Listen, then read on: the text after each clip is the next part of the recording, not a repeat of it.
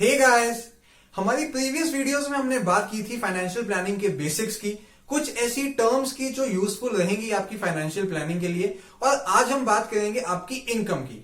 Guys, भूल जाइए कि हमने फाइनेंशियल प्लानिंग के बारे में कुछ सोचना है, भूल जाइए कि हम इन्वेस्टमेंट कर रहे हैं या नहीं कर रहे हैं। आप भले ही 18 के हैं या 40 के हैं, आज हम इस वीडियो में जिसकी बात करेंगे वो है कुछ रूल्स हमारी इनकम को हैंडल करने के लिए। अगर आप कुछ भी पैसा कमा रहे हैं तो ये रूल्स जरूर याद रखिए, because these are like the ABCs of money handling. So let's start. Guys, कभी 21 तारीख या 25 तारीख आते ही, मंथ एंड आते ही आपको ऐसा फील होता है कि यार पैसे चले कहां गए, गया कहां, हुआ कहां इतना खर्चा, सैलरी सारी की सारी उड़ कहां पे गई। अपनी इनकम को डिवाइड करिए इन 4 पार्ट्स। लिविंग 30%, लाइबिलिटीज 30%, इन्वेस्टमेंट और सेविंग्स 30% एंड 10% एंटरटेनमेंट। लिविंग में आपके वो खर्चे आ जाएंगे जो आपके डे टू डे के नेसेसरी खर्चे हैं, जैसे ग्रोसरी पे खर्चा हो गया, खाने पीने पे खर्चा हो गया, ट्रांसपोर्टेशन पे खर्चा हो गया, यूटिलिटीज पे खर्चा हो गया, मेड का बिल हो गया, फोन का बिल हो गया, वाईफाई हो गया, इलेक्ट्रिसिटी हो गया। All these are your monthly expenses जो होने ही होने हैं। So keep that in your living.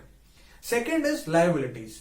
आपके ऊपर अगर किसी छोटे भाई बहन की पढ़ाई का जिम्मेदारी है, या फिर आपने घर का रेंट देना है, या फिर आप किसी लोन की ईएमआई दे रहे हैं, so all that will be covered in your liabilities. So living और लायबिलिटीज का जो कंप्लीट आपका स्पेंड होना चाहिए वो 60% होना चाहिए। The third is investment. तो अपनी इनकम का कुछ पार्ट जरूर सेव करिए। You should save at least 25 to 35% of your income. हम यहाँ पे 30% मान के चलते हैं। And the fourth is entertainment 10%। तो एंटरटेनमेंट में हमारा शॉपिंग आ जाएगी, अमेजॉन प्राइम या नेटफ्लिक्स की मेंबरशिप आ जाएगी, बाहर हम खाने पीने गए, पार्टी की, उसका खर्चा आ जाएगा। So that all will be under entertainment. So divide your income, set the limit and track your expenses.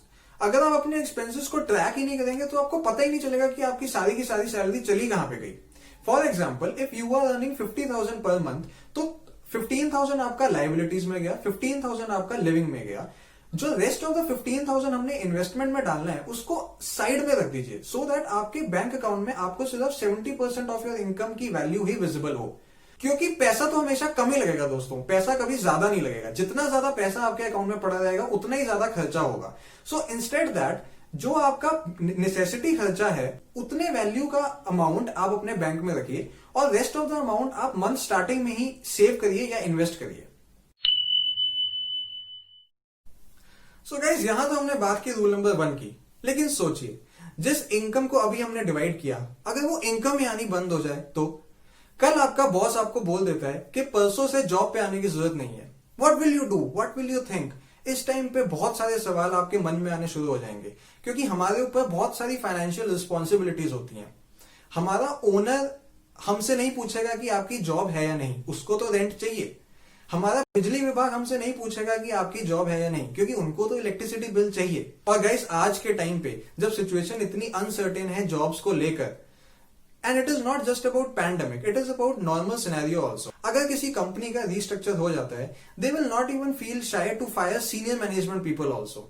So this is the risk in private sector job, और यहां पे हमें थोड़ा सावधानी से चलना पड़ेगा। And guys, the idea is not to scare you but to prepare you. तो यहां पे आ जाता है हमारा रूल नंबर 2। गाइज, जो हमने अपनी इनकम रूल 1 में डिवाइड की थी, उसमें आप सोचिए कि आप क्या कट कर सकते हैं। हम अपने एंटरटेनमेंट पे कुछ टाइम के लिए पाबंदी लगा सकते हैं, हम अपनी सेविंग्स कुछ टाइम के लिए रोक सकते हैं, लेकिन जो हमारे बेसिक खर्चे थे, यूटिलिटीज का बिल, मेड का बिल, घर का रेंट, ईएमआई, तो ये खर्चे लिविंग और लाइबिलिटीज में आ रहे थे। हमारे एग्जाम्पल के अकॉर्डिंग हमने अगर 30,000 रुपीज लिविंग और लाइबिलिटीज में लगाए, तो आप मिनिमम 6 मंथ्स का अमाउंट अपने अकाउंट में सेव करके रखिए। दैट इज, आपके अकाउंट में 1,80,000 रुपया होना चाहिए। And this is called emergency fund. अगर ये फंड आपके पॉकेट में रहेगा तो आप टेंशन फ्री रहेंगे for 6 months. And why 6 months? Because 6 months is a very good time to find a new job. इस 6 मंथ्स में आप टेंशन फ्री रह के नई जॉब ढूंढिए, और पैरेलली आप अपने रिस्पॉन्सिबिलिटीज फुलफिल करते रहिए। गाइस, अब बात करते हैं रूल नंबर 3 की। Start using online shopping offers. मैं ऐसा क्यों कह रहा हूं आपको थोड़ी देर में पता चल जाएगा, लेकिन इससे पहले ये देखिए, पिछले साल मैंने जो अमेजोन से शॉपिंग की या जो मैंने अमेजोन के ऑफर्स ग्रैब किए, तो इन टोटल मुझे 7,000 रुपीज का कैशबैक आया, and this is the email. Secondly, book my show पे जब भी हम कोई टिकट बुक करते हैं मूवी का, तो उसमें बहुत सारे क्रेडिट कार्ड्स पे 1+1 का ऑफर होता है। तो अगर आप अपने पार्टनर के साथ मूवी देखने जाते हैं और 250 रुपीज की एक टिकट है, you can save on 1 ticket. अगर आप साल में हर महीने एक मूवी भी देखते हैं, तो 12 महीनों में आप 3,000 रुपया बचा सकते हैं। इसके अलावा अगर हम ऑनलाइन कोई फ्रिज लेते हैं या कोई एसी लेते हैं, तो उसमें बहुत सारे क्रेडिट कार्ड्स पे ऑफर्स होता है, 5% कैशबैक, 10% ऑफ। वो ऑफर्स को यूज करिए। अगर मैंने 30,000 रुपीज का एसी लिया और 5% का कैशबैक उस पे है, तो मुझे 1,500 का कैशबैक आएगा दोस्तों, and this is a good amount. लेकिन ये रूल आप अपनी लाइफ में तभी इंप्लीमेंट करिए जब आप क्रेडिट कार्ड का बिल टाइम पे दे पाए।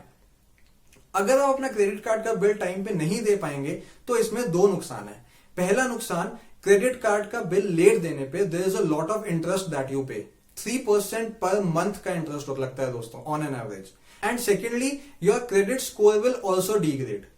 मैं यहां पे किसी क्रेडिट कार्ड की प्रमोशन नहीं कर रहा हूं, मैं बस आपको ये बताना चाहता हूं कि क्रेडिट कार्ड्स यूज करिए, लेकिन तभी यूज करिए जब आप उसका बिल टाइम पे दे पाए। Guys, the last rule for today's video is take life insurance। ऐसा क्यों है? आप जितना अपनी लाइफ इंश्योरेंस को डिले करेंगे, प्रीमियम उतना ही बढ़ता जाएगा। एंड लोग कहते हैं कि लाइफ इंश्योरेंस तो तभी लेना चाहिए जब हमारे कंधों पे रिस्पॉन्सिबिलिटीज हैं। अभी तो मैं सिंगल हूं, अभी मैं क्यों लाइफ इंश्योरेंस लूं?